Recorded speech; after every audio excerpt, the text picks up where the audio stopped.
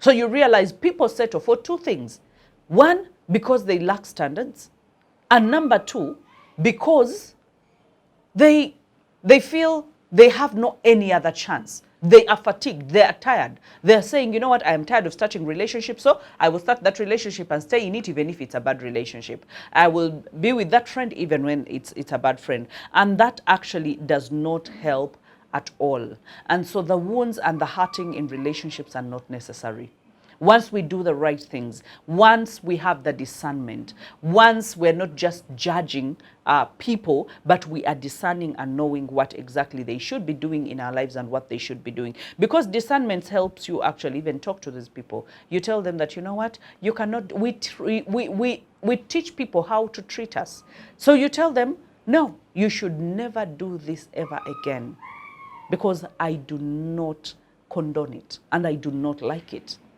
And when that person does it again, that means they're not respectful. That means they do not value this relationship as much, because you told them that you do not like it. Okay? So that is where the boundaries come in, where you have emotional boundaries. Okay? Who do you share with? Okay, who are you intimate with? Who comes into your greatest, the most emotional spaces? Okay, who do you deal with emotionally? You will have to create that and know that, by the way, there are some people who can be, and I usually tell it to the ladies, especially ladies that are really business minded. Sometimes we tend to be more to operate in masculine energy, and then we forget to come back home and be feminine or be real wives without putting on the same coats and the same kind of energy that we use in the business arena. Because business is about hustle, but our home is about nurturing. Our home is about mothering. Our home is about wifing. And that is feminine energy that is needed in a home, not the masculine energy. So you realize that you have to set your boundaries and know when to be who and where to be who. Okay, so you also have to set boundaries, who comes into your life. And then we have the financial boundaries. You remember our first question, where someone was not even getting help from people. You have to set your boundaries and say, okay, this is what I deal with when it comes to finances. Who shares in my finances, and what can I give out? What do I pledge about? How much do I need to run my life? How much do I need in my saving? How much do I invest? As in, you are setting a system for yourself, and because you have a system in place, it creates a boundary for you that you will better relate with other people when it comes to money. Because then, even when someone comes and is like, you know what, I need this money, and there's a way people just think that you have money and the money is there doing nothing. No one has money that is doing nothing. At least I don't know anyone that has money that is doing nothing. Okay, so you learn to say, where is my money going? Who is my money going to? Who will take my money? Who am I sharing my money with? What am I doing with my money? You set those boundaries. It can be boundaries for your time. Where do I spend my time? It's possible that your friends will call you, a colleague will call you that, you know, we are hanging out, and you'll tell them, no, this is time for me. This is my prayer time. Or this is my Bible study time. Or this is just time for me to be quiet. I prioritize my time. I do not just give it away because you know, today we are here and tomorrow we are there. Let's go, you know, escort me, you know. No, you know that time is very precious, because the hurtful situations or the hurtful relationships, the wounding kind of relationships, what they steal from us is time. What they steal from us is our creativity. Have you ever been a creative person and you know it, that you're very creative, but because of the woundedness that is in your life, you discover that you're starting to have sleepless nights, that is insomnia, you're starting to be forgetful, you're starting to, you know, to not keep time, you're starting to be less productive, you're not as a good performer as you used to be, as in an edge has gone off you. That means that there's instability. You are not stable in your mental health, okay? You are actually not healthy.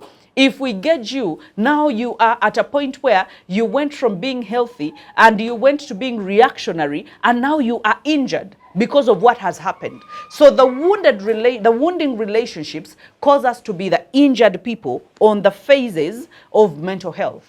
Because after injured, then we go to the mental illness. That is where you see people going through heartbreaks and all of a sudden starting to speak to themselves. They cannot sleep. They're wondering, what did I do wrong? They're wondering, why did this person all of a sudden ghost me? Why did they stop talking to me? Am I not good enough? They're questioning their self-worth. They're having regrets about the time that they have given in this relationship. That is why you see people saying, I gave my 5 good years. I gave my 10 years. And you know, time wasted is irredeemable. That is one commodity. You know, you can redeem money, you can make more money, you can never make more time. So some of the things that we lose when we deal with relationships that are wounding us is, it's a thief of time. It is stealing your time. It is stealing your talent, your creativity, because then you are a less performer for as long as you are in the midst of a storm or in the midst of chaos. Okay? You're supposed to work with clarity. You're supposed to work with calmness. You're supposed to work with, surrounded by peace and harmony. The moment you are in a place where you are staying in a perpetual state of stress, then there's something that is going off you. And relationships keep us in a perpetual state of stress, because it's a stress that you will go through year after year. 5 years down the road, some people don't recover even after 10 years. Or after 15 years, some people never recover at all. Okay? So I want you to be able to look at this, creating relationships that will not drain us, as a very important thing. That when you set out to create a relationship, whether it's with your boss, whether it's with your colleague, whether it's an intimate relationship, it should be a relationship where there's reciprocation. It should be a relationship where there's loyalty. It should be a relationship where there's friendship. It should be a relationship where there's respect. It should be a relationship. You will know them by their fruit. And fruits never lie. Okay? There's also a sexual boundary, because we're talking about discernment and boundaries. I mean, your body is your body.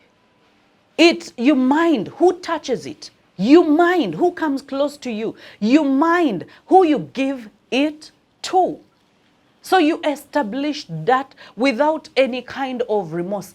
Establish without any kind of, it's a non-negotiable. Non-negotiable. You don't negotiate about your sexual boundaries. Okay? And then we have the expectation boundaries. And some of us don't look at it as a boundary, but sometimes you have to learn when to expect and when to expect. Remember, you will know them by their fruit. So if you know that I have always expected oranges and I keep getting lemons, so you put up an expectation boundary that I am no longer going to expect oranges from you. I will know every time. I will not lie to my brain that every time I come to get a fruit from you, I'm going to get an orange, a sweet orange. No. Whenever I look at you, I will stay away. I will stay out of your way. I will face the other side. I will go on my business. It doesn't mean that I don't like you. I will like you. But God did not send us on earth to come to create relationships. He said, love your neighbor as you love yourself. Okay? So I can love you from a distance. I don't have to create a relationship, because when you create a relationship, someone comes into your life. You welcome someone into your life or into your space. Even work relationships. Okay? You can love someone from a distance. You can say hi to them. When they ask you about their chair or where they place their cup or who came to their desk, you can answer. But again, you don't go telling them, hey, I got a new boyfriend. Hey, you know what? My boyfriend cheated on me. This is what's happening in my life. You know, we didn't have food at my home last night. No, you are equipping everyone. There you are exposing yourself. There's only a few trusted friends that can know the inner you, and you have sieved them because of their fruit. Their fruits, that's why they say that a gift makes way for you. So if you have a gift to have people's back, if you have a gift of keeping people's secrets, you realize they will tell you even the worst of their secrets, and they will still go back and sleep and snore and know that never, this person is never going to tell anyone, because I have tested them over the years. And that is what actually what my husband usually does, that whenever we get either a new person or a new washing place, car washing place, he will say, you know what, I leave a bit of money in the car just to see, to test them. And he gets to a place and says, even if I left a lot of money, there's a time he left quite some money in the car, and he actually forgot because he was from the bank, left the money in the car. But remember, he had tested this person over time, and this person, you know, would pick money from the car and give it back to him. 50,000, 20,000, even 1,000, even 2,000. So he phoned, the guy just called him and told him that you've left this amount of money in your car, but it's safe. And he got the money, and he started caring about this person to the extent of even asking him, how is your family? How are you going through Eid? This person is even a Muslim, and would even say, you know, I'm buying Eid for your family and stuff like that. Tested over time. You will know them by their fruit. And sometimes it just doesn't have to be that because you're a Christian to a Christians, you can find good people that are even non-Christians. You can find good people that are not in your religion. You're a Muslim, but you find a Christian that solidly has your back. Okay? So create relationships, not because of the boundaries and saying, for me, I must create, because I'm a Catholic, I must only create relationships with Catholics. You'll find that every person that you thought would have your back actually does not have your back. They're actually backstabbing. And then you'll find someone that you had no business dealing with. They are the ones that are honest. They're the ones that have your back. They're the ones that will go out of their way to make sure that your life is actually well. So create your relationships soberly. Okay? Do not close your eyes while you're creating these relationships. Open your eyes and be able to create the boundaries, have the discernment, and make sure that you understand the people that you are dealing with. Protect yourself, not from love and relationships, but for love and relationships. Lots of love.